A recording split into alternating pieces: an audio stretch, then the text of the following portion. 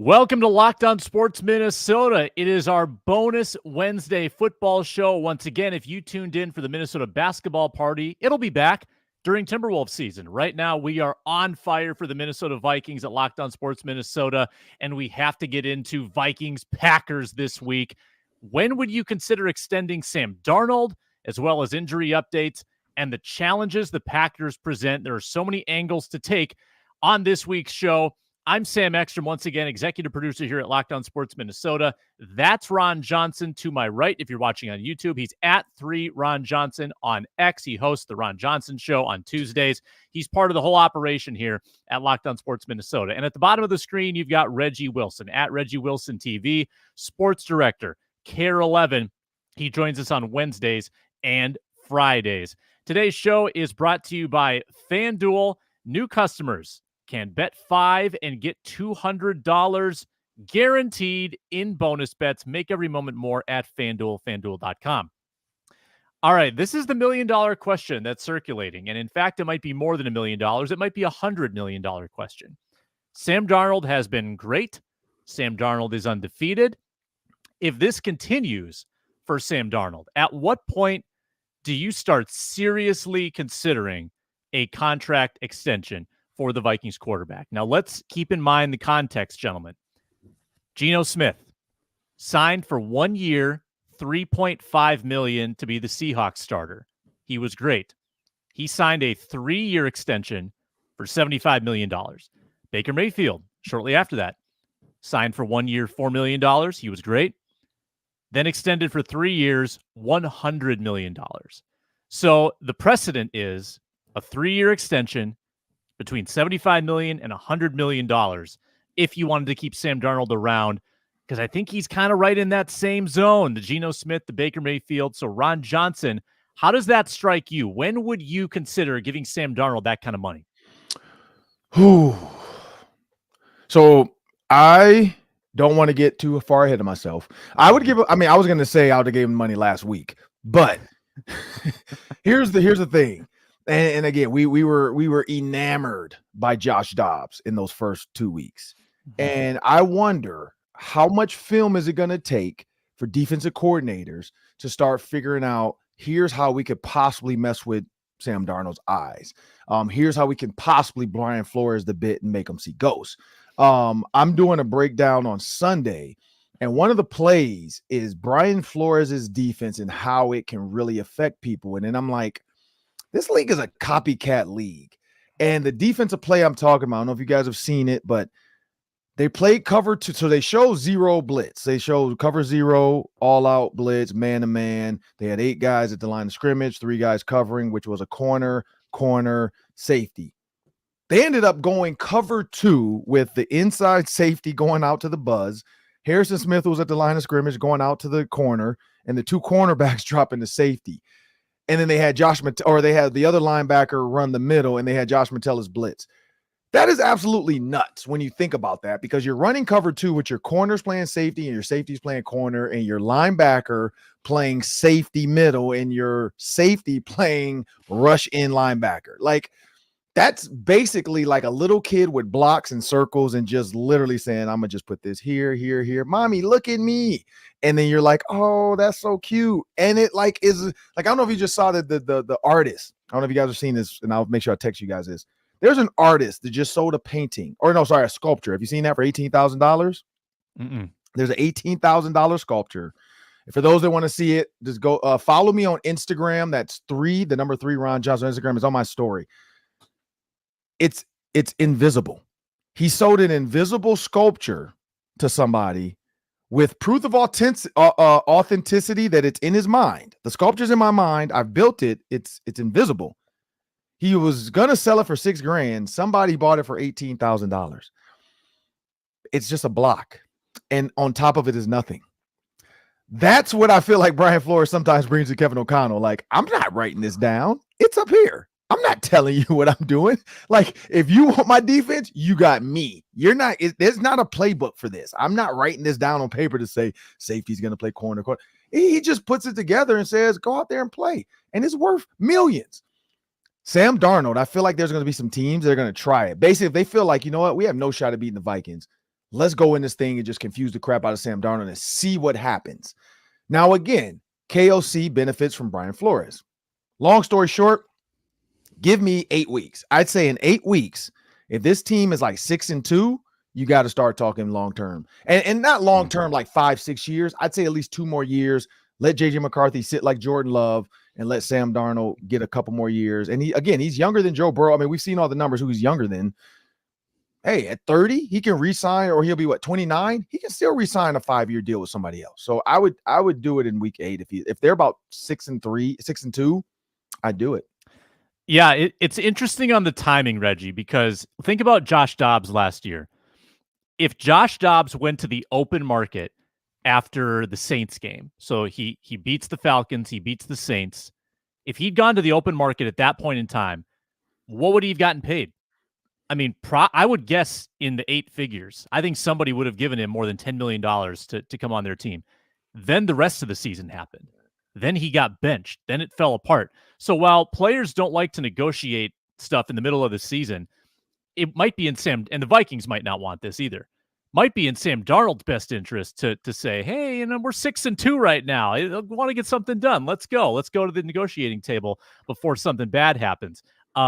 But Reggie, what would your threshold be? What would you need to see to really take this possibility seriously? I think you just got to let the season play out. I don't know that you rush to any decisions right now, because you know what's funny about the whole thing is, even with how well the Vikings are playing, if you get on Twitter, and not the following, but the For You part of Twitter, X, whatever you want to call it, and you look at what people are tweeting about, Vikings fans, they are still tweeting about JJ McCarthy. Like, there is a healthy desire still to see JJ McCarthy move forward. And then everything that Kevin O'Connell said about him being, the franchise quarterback of the future and all that, like, Sam Darnold was always going to be like a bridge guy. Now, I mean, he could be the best bridge player that we've ever seen, which we'll see how that continues to play out. But he is playing differently than any time that we've seen him. And I think we got frozen Reggie. Yeah, I would agree with that statement, Reggie. Try to get the internet squared away. The difference, Ron, between this situation and Geno Smith with the Seahawks, Baker Mayfield and the Bucks, those teams didn't have a first-round pick in waiting. Reggie, we lost you there for a minute. I think you're back.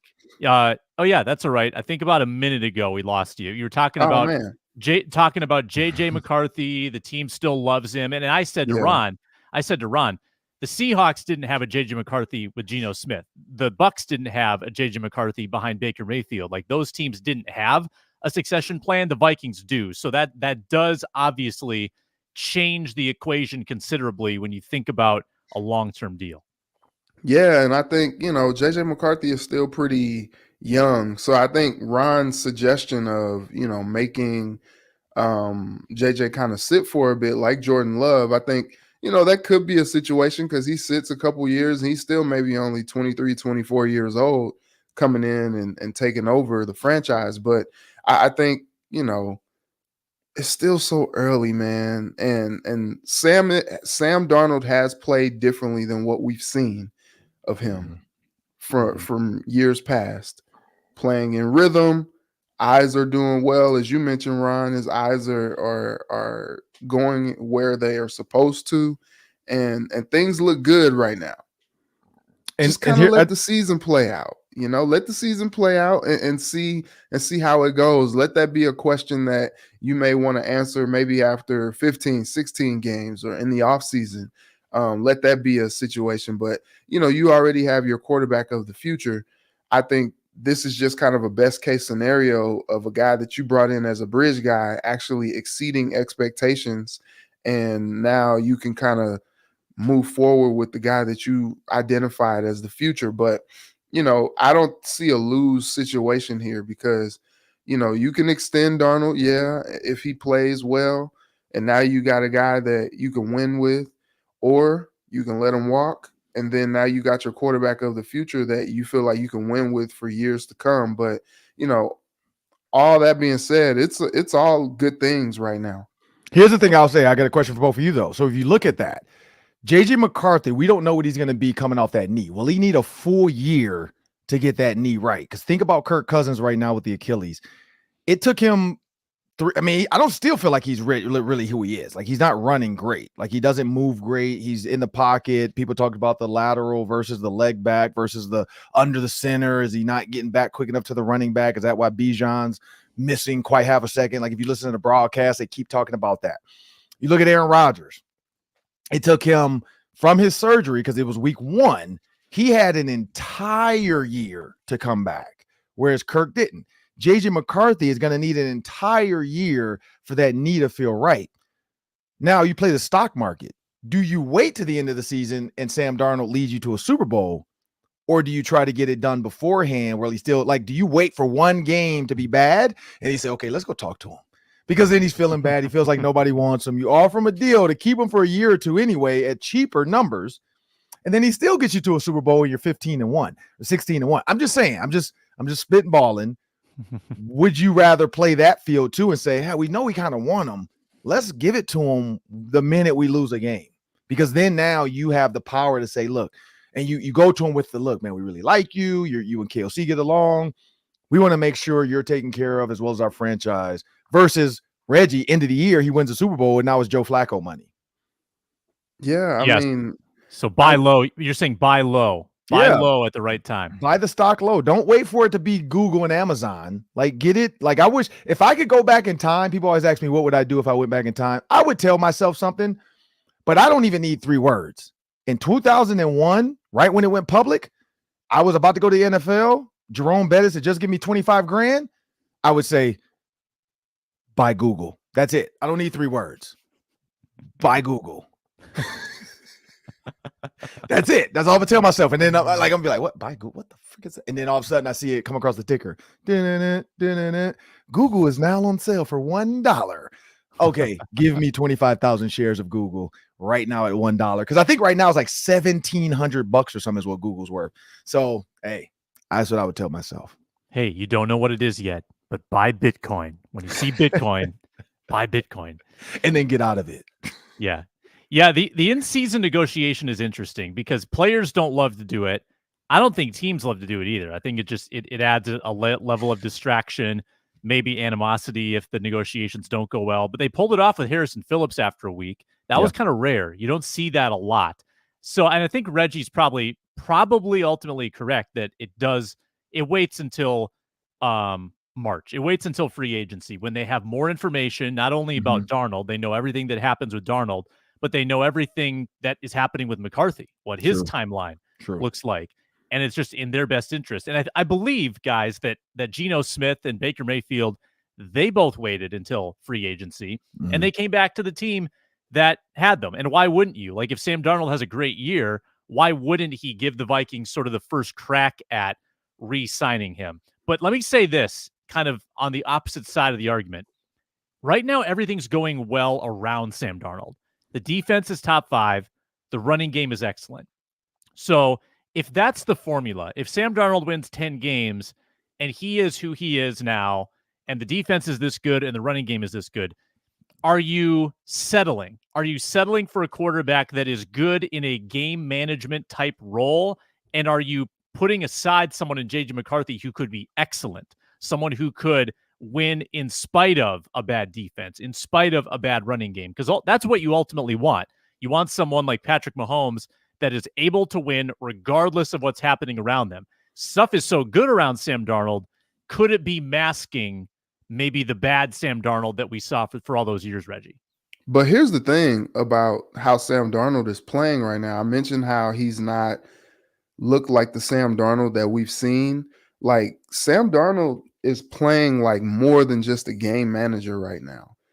That 97-yard touchdown to Justin Jefferson, game managers don't do that. Not game manager. You're right about that. That back shoulder up the seam to Jalen Naylor to basically put the game on ice. Like, game managers don't do that. Like, and the trust that the coaching staff has with Sam Darnold to make plays happen. You look at last week when Jefferson leaves, when he's out, and when they're down to their like third and fourth and fifth receivers, and now you're looking at, okay, how's this offense going to make a play? And Darnold makes plays. He makes first down after first down. They trust him. Like, there's a full control of the offense. And so I think, as Drinklin said, KO does love JJ a lot, but I think he likes what Sam Darnold is able to do, and they trust him to run the full offense. And I think you just keep riding that out, and you see what happens after. Mm-hmm. Vikings Packers this week. We're going to get our first practice of the week today. We'll get the injury report today. Probably going to find out a lot about Jordan Love's status, Jordan Addison's status, Ivan Pace, Dallas Turner. We'll get all the information today on what their first practice looks like. Let's get into the impacts of a Jordan Love playing, of a Jordan Addison playing, as well as the biggest challenges the Packers pose to the Vikings next on our bonus football episode here on Locked On Sports Minnesota. It's brought to you today by FanDuel. Hey, NFL fans, we are into the NFL season, week 4 already. You can make a big return to FanDuel, America's #1 sportsbook. When you get a hunch before the game, or maybe in the middle of the game, you can bet before the game, you can bet live during the game, and you can bet $5 and get $200. New customers, bet $5 with that first $5 bet. You lock yourself into $200 in bonus bets guaranteed at FanDuel.com. Vikings right now, plus 2.5-point dogs at Lambeau. That line tells me that Jordan Love's going to play. Vikings are plus 122 on the money line. Check out that line and all the lines from all the leagues at FanDuel.com. Bet 5, get 200. All right, let's start with the Packers quarterback. Malik Willis goes 2-0. Jordan Love, he's 0-1. But I think that Jordan Love, my gut tells me he's in line to play. He was warming up before last week's game. He was close. They did not put him on IR, guys. That tells you that it's a 4-game or less injury, and he's already missed 2. So it's certainly either this week or next week for Green Bay. I think it's probably this week. This is a division game. This is a big game for both teams. If the Packers win, they lead the division. If the Vikings win, then they put the Packers 2 games in the rearview mirror with the tiebreaker in hand. So, Reggie, huge game. Jordan Love off a sprained MCL. I think the favorite to play. What do you think is the difference between game planning for Willis or game planning for Jordan Love? Yeah, it's funny because Brian Flores talked a little bit about this yesterday, and he gave a lot of credit to Matt LaFleur. You can tell that's a guy that he has a whole lot of respect for, tremendous amount of respect for. And he basically said he doesn't think that is being talked about enough, the job that he's doing with Malik Willis the last few weeks.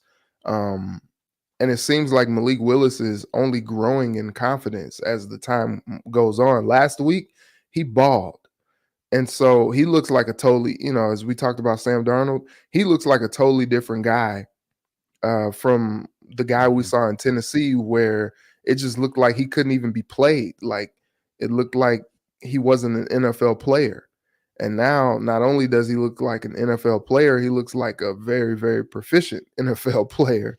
And so I'm interested to see what happens this week. Brian Flores talked about how, Matt LaFleur is a West Coast guy through and through.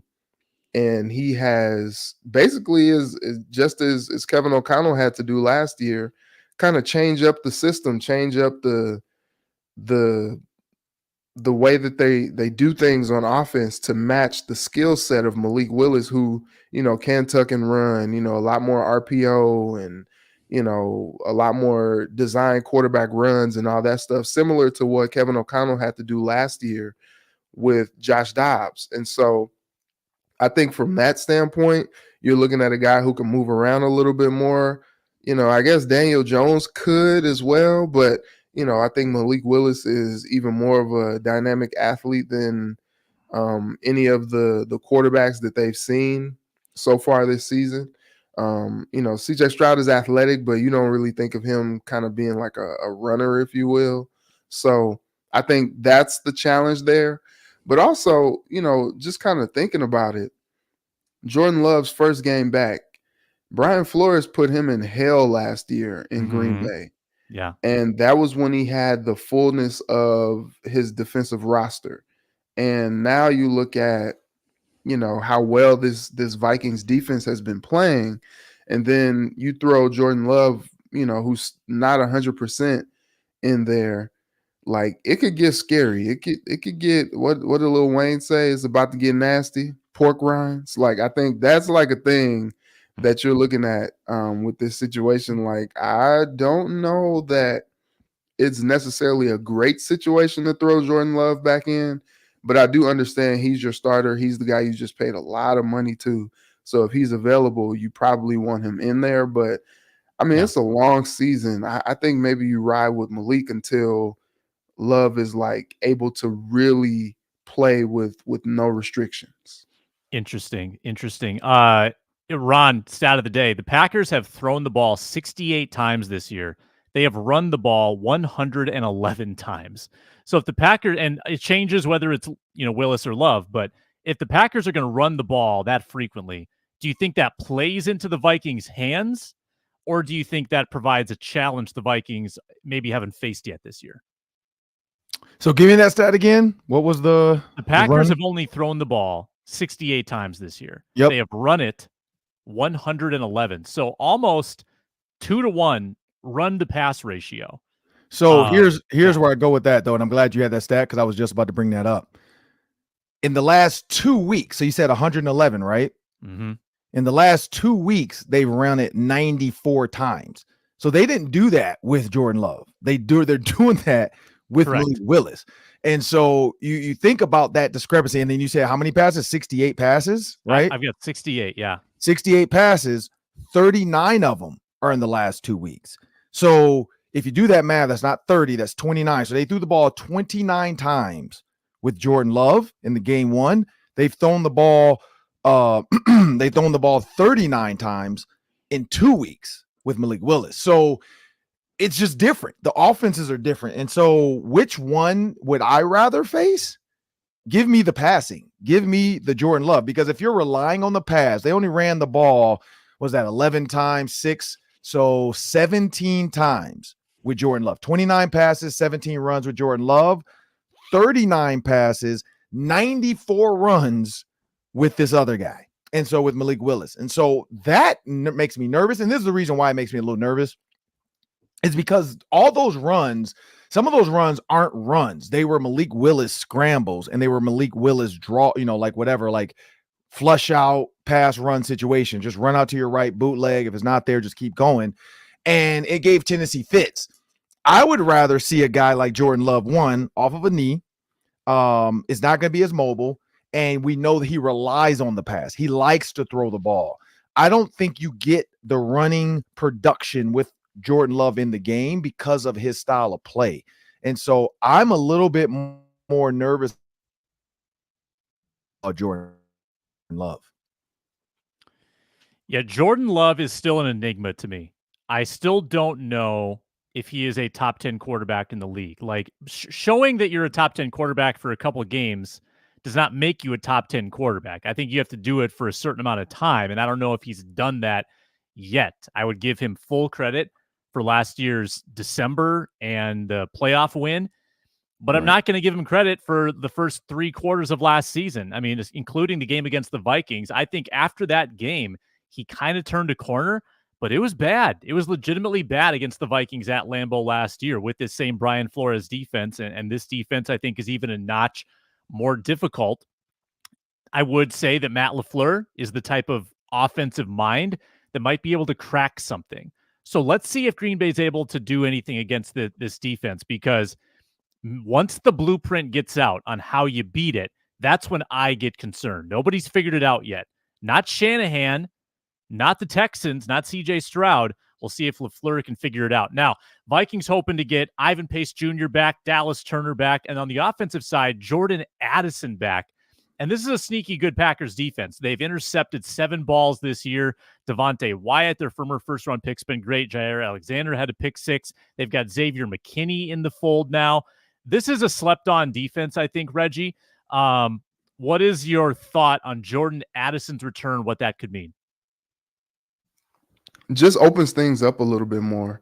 I think Sam Darnold and the offense has been doing well. I think Jalen Naylor, I had a little blurb about him on Sunday. I think he has stepped up tremendously over the last few weeks in Addison's absence. And so I think they have done well managing the absences of TJ Hawkinson and Jordan Addison to start the season. But it only just opens it up. Like you kind of look at early on in that Giants game, that offense looked tremendous with all those weapons. And so, and Jordan Addison is a guy who is a dynamic player who looked like he was on his way to having I wouldn't call it a breakout because it was like a breakout rookie year, but even more production in his second year.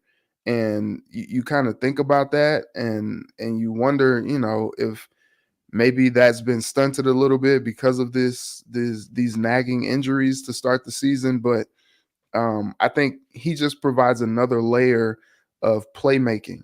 And that's a scary thought when you think of how this offense has been so far. But, maybe you see less stall drives and maybe you see, you're looking at a Monday night game where they didn't punt.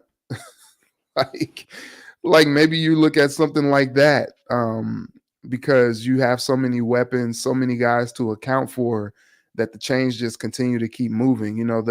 There's going to be double teams for Jets. But then if you have to defend guys like Naylor and Addison beating their one-on-ones, I think you feel pretty good about that. And you're not looking at, second and third tight ends to try to make things happen. So I think getting Addison back is only just going to make things better. He had a solid game against Green Bay last year. So I think that will be a good addition to this offense. I'm excited to see what this offense looks like when they get the full complement of their weaponry back. Yeah, that's one of my nitpicks too, is that they haven't really gotten any kind of receiving production from the tight end group other than a nice Johnny Munt touchdown, short pass there, threaded in there to Johnny Munt. And Jalen Naylor has been solid, good for a touchdown a game, but they're also not getting volume from the wide receiver 2 spot without Addison. They're getting a couple catches a game from Jalen Naylor. It just so happens one of them is in the end zone. But Ron, I think that having a legitimate number 2 wide receiver in Addison, like that's someone that I could see on any given day, he could go off for 100 yards. I feel that in his skill set. And I think that adds such a dimension to this offense when you have that, not only his ability to stretch and tax the defense, but his speed is it something that the Vikings just don't have without him. Yeah, and other than that, it's the big playability. Like we saw what Jordan Addison did when Justin Jefferson was out. We saw what Jordan Addison did last year, taking on the number 1 receiver role at times, taking a lot of pressure off Justin Jefferson. Those two together became a two-headed monster with TJ Hawkinson as the third guy in that beast of a group. It's amazing that this team is 3-0 and they don't have TJ Hawkinson or Jordan Addison out there. Like that is amazing to me, because if you were to say Jordan Addison, TJ Hawkinson aren't going to start the season off well or play at all, and then Sam Darnold's going to be your quarterback with Justin Jefferson, the offensive line isn't going to change besides adding Blake Brandel, and you're going to get Aaron Jones, what do you think is going to happen against the 49ers and the Texans? If you were to go back, you actually probably can go back, go to Twitter. People would be, oh, they're going to lose. They're going to be, I personally even said it on Vikings.com that they were going to lose those 2 games. I did say they would make it up because the schedule, in my opinion, gets easier as you go to October, November. And now I'm like, if they win those 6 games in October, November that I talked about, that everybody said was an easy stretch, and those teams aren't doing well right now, this team might win 9 games before they get to the 12th game. Like, that's what's crazy. They might have 9 games in the bag before they get to the 12th game. And that's what's scary about this team and then I saw some tweets because of course, you know me, I'm petty. I put it back out there. Hey, remember when I said this, people, and here's what people started saying now. Well, you know, the Vikings are good for losing teams they shouldn't lose to. So now people are going that route. Now they're going, okay, they're better than we thought, but they're still going to screw us over and lose to teams they shouldn't lose to. So we'll see how it goes. But yeah, to not have Addison and Hawkinson, it's crazy. But I think getting Jordan Addison back, like you're right. Naylor doesn't give you 120 yards. Addison will because he has the home run ability. Yeah, and 2 bad ankles scares me too. Yeah. When if one of them is still a bit compromised and the other one is just getting healthy, that concerns me. Straight Because ahead running though, just run straight. Don't run any breakdowns. Just run deep posts, deep overs. He can't run comebacks right now. Don't do that. Yeah, I mean, like his secret sauce is his feet. He's got some of the fastest feet that I've ever seen on a football field. If he can't do that, is he the same guy? That's to be determined. We'll see on Sunday. We've only seen him for like quarter and a half of football this year. Yeah. Hope he's back out there. I think the one thing somebody did tell me about the ankles is, and HIPAA, there's technical things within the ankle injury. You can just say lower leg injury. You can say ankle injury. You can't really say exactly. But they said if it's not structural, if it's just like there's no bone issues or whatever, it's just a bruise and then there's a little ligament, there's nothing you can do worse to it, meaning now it's going to become pain management and how much can he deal with and like can he not get rolled up on again? And I think that's the key, because once you realize like, oh, I can't hurt my ankle any worse, it's just going to keep getting like, hurt. Like it's going to hurt when I get like twisted up or a step wrong.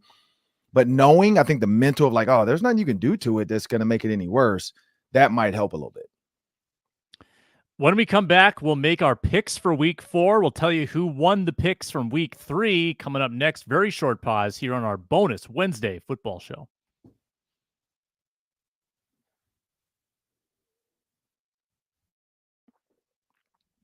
Huge shout out to the everydayers who tune in every day at Locked On Sports Minnesota. You can see the Ron Johnson Show on Tuesdays, Minnesota Football Party Mondays and Thursdays, and our roundtable with Reggie, Ron, Julia Daniels, and myself on Fridays, plus the postcasts after every single Twins, Gophers, and Vikings game, Timberwolves too. They're coming up in less than a month. So last week, we did our first bonus show last week. We made 3 picks against the spread each. I got lucky, guys. I went 3-0. I feel really fortunate to have gotten the Eagles correct, because the Eagles were toast until Dallas Goedert caught like a crossing route in the final 2 minutes and ran for 1,000,000 yards. I got the Eagles underdogs. I got the Vikings underdogs, and I got the Panthers plus 5.5 underdogs. So I just went with the dogs last week and I got paid. You guys went 1 and 2. Reggie, you were leaning on the favorites. Didn't go that well for you. Ron, I'm so upset. Yeah, you had the Saints wrong, the Bucks wrong. That was a surprise. You did get the Seahawks correct. Ron, you had the Raiders. They got beat by the Panthers. Chiefs, you got correct. And the Cowboys lost to the Ravens. You lost that one. So a chance for a bounce-back week. We'll start this week with Ron and then go to Reggie and then myself. Ron, your first pick. So my first pick, so I got, for those that wonder, I did a whole little printout now, so I'm ready for all this. I got printouts of the schedule because it's too hard to be on like different devices and trying to figure out. So when I got my, I'm going through my picks.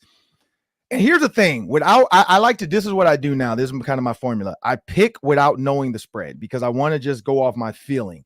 But then it makes me mad when I see the spread and I'm like, okay, what does Vegas know that I don't know? Like something's off here, because some of these spreads, like 10 points seems like a sucker bet. Like, how are you giving somebody a 10-point? It's like, I just don't get it. So my first pick, I'm going to go with the Saints plus 1.5. Give me the Saints plus 1.5. Saints 1.5, and they are playing the Falcons. Yep. Falcons and Kirk. Okay, so you're hoping for a Saints bounce back after their first loss. Yep. Reggie Wilson, what do you got? You know what, Ron? I hear what you said, but I'm going for the 10. I'm going for that 10. I think after 2 straight losses, the 49ers are going to be pissed off. I don't think the Patriots are that good. I am going to take the 49ers minus 10 over the Patriots. Wow, that's a big one. A big number. I saw that number and I'm like, that is nuts. I know it's a lot, but I think like, how do you feel if they you're a can do it. Patriot in the locker room right now? I know they're like, they don't disrespect us like that. Like a touchdown and a field goal? Yeah. I guess we still don't necessarily know who's playing quarterback for the Patriots, but I think they should stop all that talk. Like, do not put Drake May in that situation. That is not a good situation. No. Operating behind that offensive line is bad for your future health. See, and that's why if I'm weapons. Sam Darnold, I don't even entertain the Patriots. No, There's no way I entertain it. If I'm that's why, yeah, it's a different show. We'll talk about that later on Friday. I got a good one for you guys on Friday too, by the way. So make sure you people tune in Friday. I got a great question for the group. I'm gonna tell them after the show so they can start preparing. But I got a great question for Friday. Love it. Love it. Friday roundtable. We go live at 9.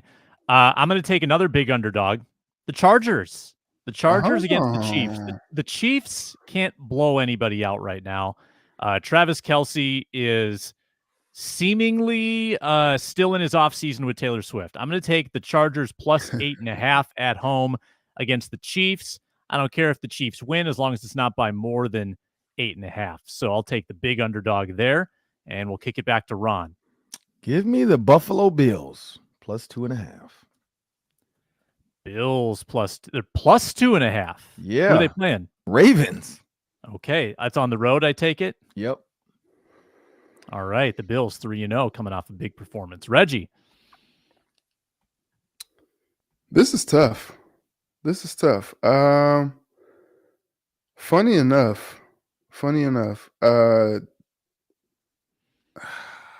No. Man, this is tough here.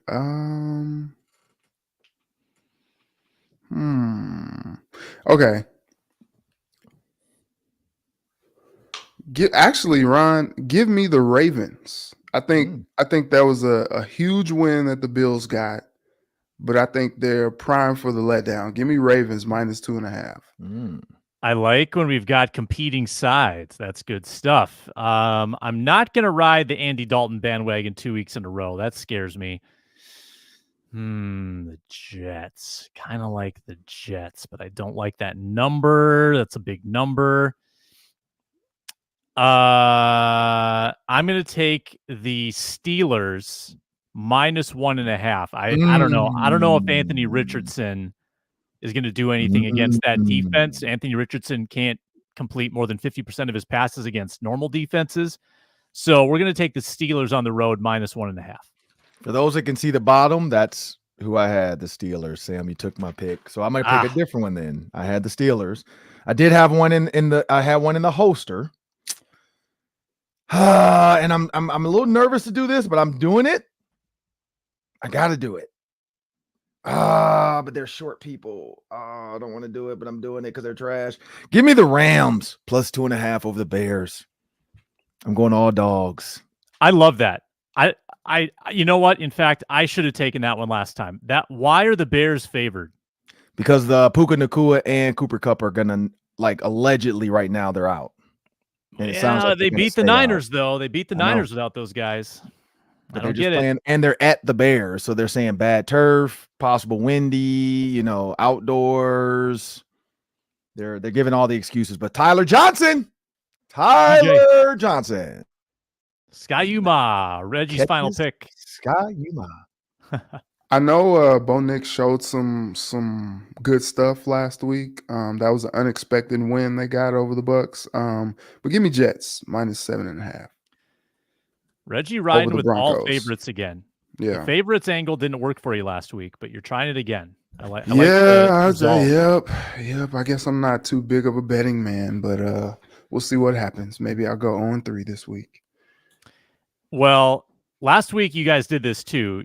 You left the Vikings for me, and I got points at home against the Texans, and I'm going to do it again. I'm going to take the Vikes plus 2.5 at Lambeau, and we'll see what happens. So Chargers, Steelers, Vikings for me, Niners, Ravens, Jets for Reg, Saints, Bills, Rams for Ron. Those are the picks. We're locked in here on Locked On. I should have took I was going to take the Lions. I don't know if you guys just were watching, but the Lions line just changed. I don't know what happened in practice today, but it was 2.5. Now it's 3.5. Lions are now a favorite. which is interesting because they're super hurt. Like Laporta is hurt, Ragnow is hurt, and I think there was one other guy who's banged up. So they're not doing great right now. And the Seahawks beat them at Ford Field last year. Yeah, Seahawks, though, it just so maybe people were, but maybe at 2.5 there was a lot of money being laid on them, so then it jumped to 3.5 now. Yep, because I was watching it because I was gonna pick that, and then I was like 2.5 seems doable, and then it went to 3.5, which is basically a field goal. So I think, people, it must have been a lot of money at 2.5, thinking that the line by field goal at least, and now that's a big If you go over 3, that's a big difference for sure. We're gonna do this every Wednesday now. We're on the Locked On Sports Minnesota YouTube channel. Please subscribe. Find the audio, the Locked On Sports Minnesota audio feed wherever you get your podcasts. That's Ron Johnson. He's at 3 Ron Johnson. Reggie Wilson at Reggie Wilson TV, Care 11. And I'm Sam Ekstrom at Sam Ekstrom on X. Thanks for watching. Thanks for commenting. We'll talk to you live tomorrow on the Minnesota Football Party. Later.